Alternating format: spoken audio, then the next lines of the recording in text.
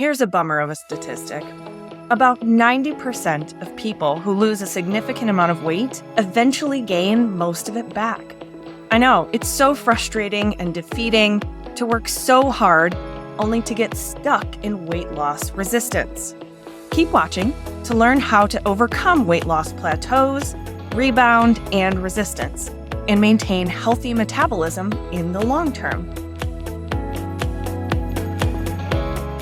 Before we dive into functional medicine strategies for breaking through weight loss resistance, I want to acknowledge that this is a difficult, tricky, sensitive topic.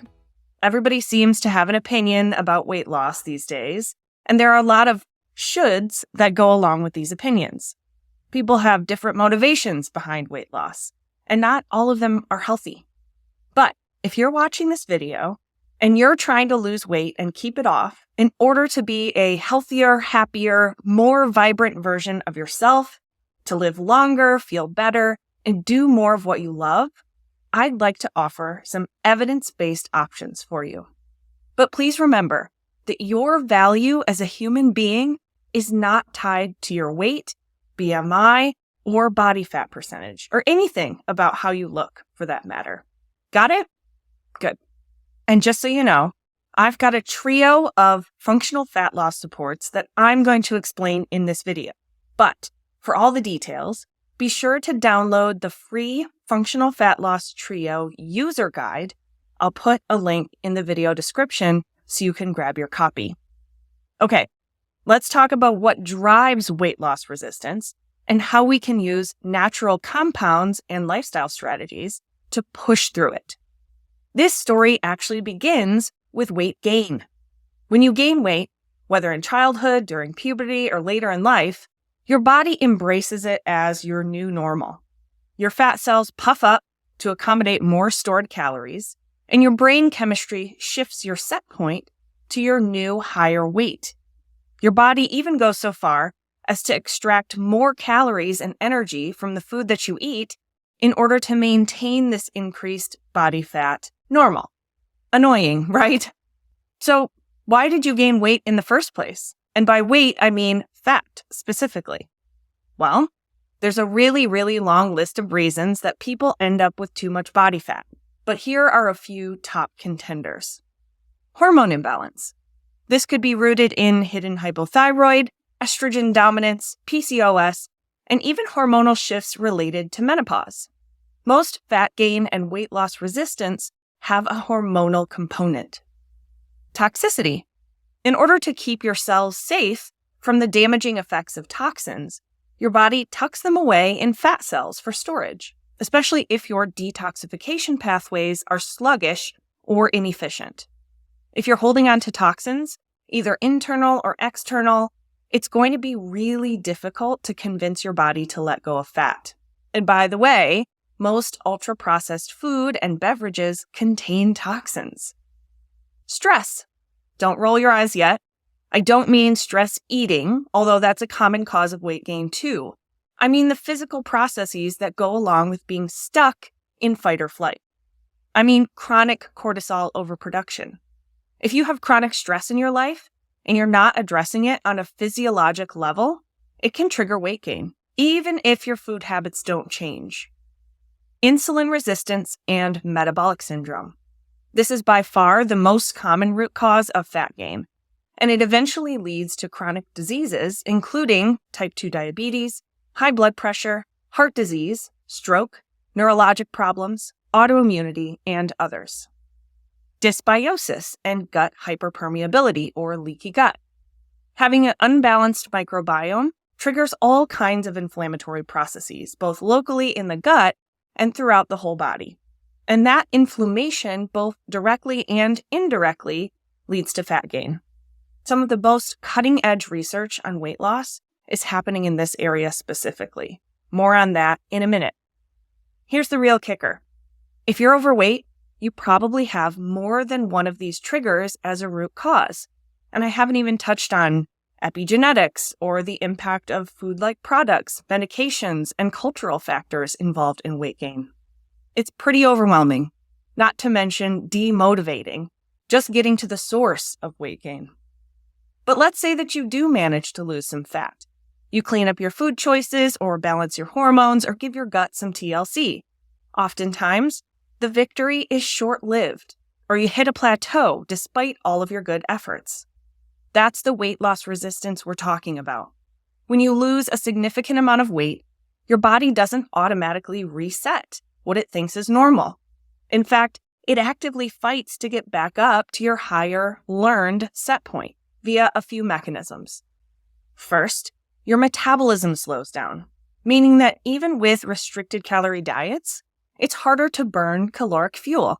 Side note, there's way more to fat loss than the old calories in, calories out model, especially for women. But ultimately, if your metabolism slows down, your energy requirements from food go down too, which means more of that energy may be stored as fat.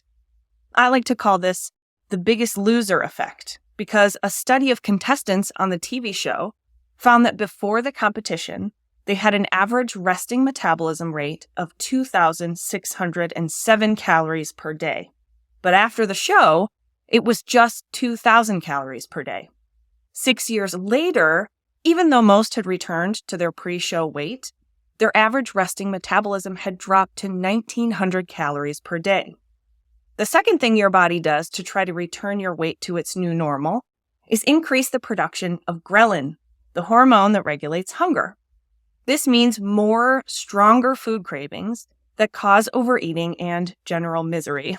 To add insult to injury, your body also makes less leptin, the hormone in charge of satiety.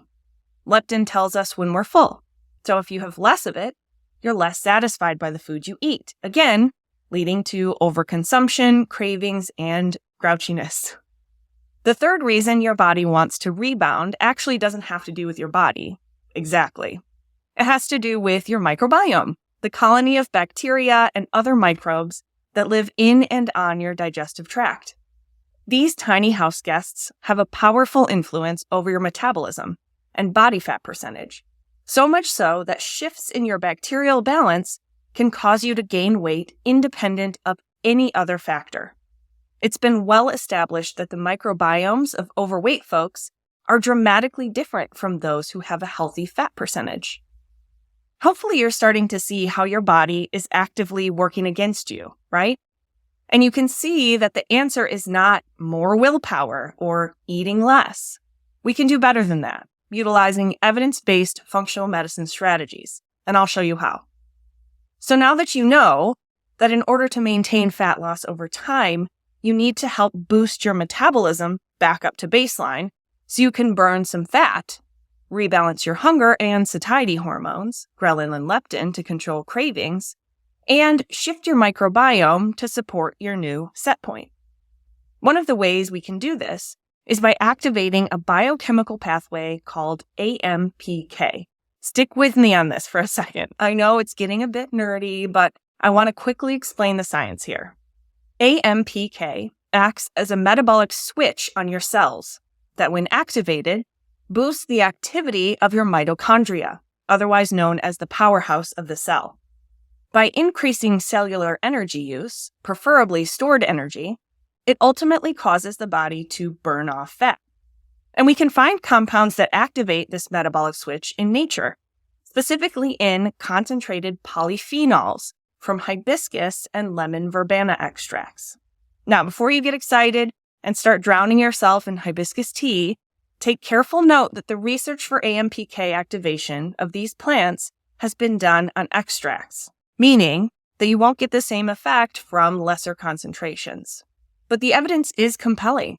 In one clinical study, the combination of hibiscus and lemon verbena extracts resulted in an average of 6.9% total fat mass loss, with 7.5% of that being belly fat in just 12 weeks. That's 4.5 pounds of pure fat lost in 3 months. And these folks didn't even change their diet. Those who did implement dietary changes, as well as activate the AMPK switch, lost an average of 8.8 pounds and 2.3 inches off of their waistline in just 8 weeks. It's amazing what you can do when you're working with your body instead of against it, right? What about good old ghrelin and leptin? Well, that's where GLP-1 comes in. Does that sound familiar? It stands for glucagon-like peptide 1, and it's the main target of weight loss drugs like Ozempic, Wegovy, and Mounjaro. GLP-1 is a hormone that's secreted by your gut when you eat, and it both lowers your blood sugar and increases satiety, or the feeling of being full, just like leptin. In the same clinical study I just mentioned, participants averaged a 55% increase in GLP-1 secretion, and they reported significant reduction in hunger sensation without the negative side effects like constipation and bloating that are commonly seen in GLP-1 drugs. We can further boost your body's production of GLP-1 using natural substrates like berberine. Some functional doctors call it nature's Ozempic. Check out my video library for a deeper explanation of GLP-1 boosters. Last but far from least, we need to talk about the microbiome, specifically a very special bug called Akkermansia muciniphila. This bacteria is one of the most abundant species in your gut, and it has been the subject of a ton of research since it was found to impact the tight junctions of the intestinal wall. This makes it a huge factor in gut hyperpermeability, or leaky gut. We've also learned that too little Akkermansia is associated with decreased metabolism, and we know what that means. Lower metabolism means more energy stored as fat. Until recently, most of the research done on Akkermansia was in mice models. However, a recently published human trial found that supplementation with this special bacteria decreased body weight by an average of 5 pounds and decreased hip circumference by an average of 1 inch. And again, these folks were specifically asked not to change their diet or exercise during the 3 months of the study. It's all the power of the microbiome. Here's the thing. If we understand why something is happening, in this case, weight loss resistance, rebounding, or plateauing, then we can match evidence-based functional solutions to those whys. That's what we do in functional medicine. No matter the health concern, we treat it at the root. So if you combine all of these principles by flipping the AMPK metabolic switch, reducing hunger signals to the brain, and shifting your microbial balance, you get a triple whammy of functional fat loss that can be maintained long-term. Like I mentioned earlier, I've compiled a free, in-depth functional fat loss user guide that details how to put these strategies to work, utilizing the exact compounds, doses, and durations that were used in the clinical trials I talked about. The guide has details on dosing, tips about changes that you can expect, and even a 20% discount on the practitioner-grade products in my functional fat loss trio. You'll find the link to download this free guide in the video description, so be sure to check it out. Thanks so much for watching. If you found this information helpful, be sure to hit that thumbs up and subscribe button on your way to the free user guide link. That way you won't miss out on future functional medicine strategies like these. Thanks again, and we'll see you over in the next video.